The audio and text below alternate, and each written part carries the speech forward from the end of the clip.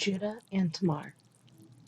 About this time, Judah left home and moved to Adullam, where he stayed with a man named Hira. There he saw a Canaanite woman, the daughter of Shua, and he married her. When he slept with her, she became pregnant and gave birth to a son, and he named the boy Then she became pregnant again and gave birth to another son, and she named him Onan. And when she gave birth to a third son, she named him Shelah. At the time of Shelah's birth, they were living in Kezib. In the course of time, Judah arranged for his firstborn son to marry a young woman named Tamar. But was a wicked man in the Lord's sight, so the Lord took his life. Then Judah said to brother Onan, "Go and marry Tamar, as our law requires of the brother of the man who has died. You must produce an heir for your brother." But Onan was not willing to have a child who would not be his own heir. So whenever he had intercourse with his brother's wife, he spilled the semen on the ground. This prevented her from having a child who would belong to his brother. But the Lord considered it evil for Onan to deny a child to his dead brother, so the Lord took Onan's life too. Then Judah said to Tamar, his daughter-in-law, "Go back to your parents' home and remain a widow until my son Shelah is old enough to marry you." But Judah didn't really intend to do this, because he was afraid Shelah would also die like his two brothers. So Tamar went back to live in her father's home. Some years later, Judah's wife died. After the time of mourning was over, Judah and his friend Hira the Adullamite went up to Timnah to supervise the shearing of his sheep. Someone told Tamar, "Look, your father-in-law is going up to Timnah to shear his sheep." Tamar was aware that Shelah had grown up, but no arrangements had been made for her to come and marry him.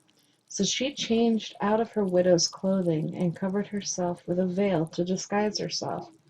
Then she sat beside the road at the entrance of the village of Enaim, which is the road to Timnah. Judah noticed her and thought she was a prostitute, since she had covered her face. So he stopped and propositioned her.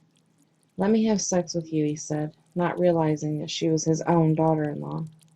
"How much will you pay to have sex with me?" Tamar asked. "I'll send you a young goat from my flock," Judah promised.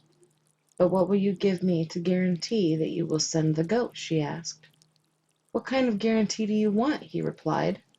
She answered, "Leave me your identification seal and its cord and the walking stick you are carrying." So Judah gave them to her. Then he had intercourse with her, and she became pregnant. Afterwards she went back home, took off her veil, and put on her widow's clothing as usual.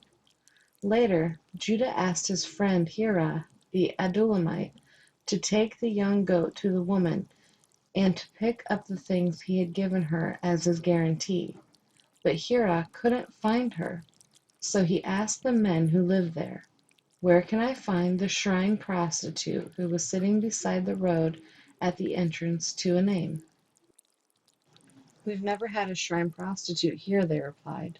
So Hira returned to Judah and told him, "I couldn't find her anywhere." And the men in the village claimed they never had a shrine prostitute there.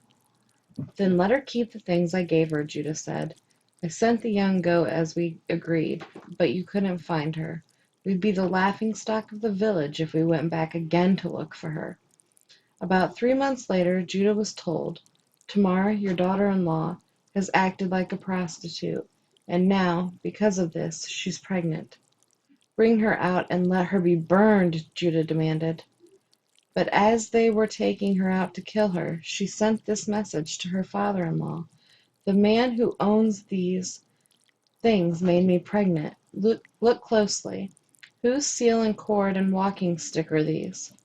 Judah recognized them immediately and said, "She is more righteous than I am, because I didn't arrange for her to marry my son Shelah." And Judah never slept with Tamar again. When the time came for Tamar to give birth, it was discovered that she was carrying twins. While she was in labor, one of the babies reached out his hand, The midwife grabbed it and tied a scarlet string around the child's wrist, announcing, "This one came out first." But then he pulled back his hand, and out came his brother. "What?" the midwife exclaimed. "How did you break out first?" So he was named Perez. Then the baby with the scarlet string on his wrist was born, and he was named Zerah.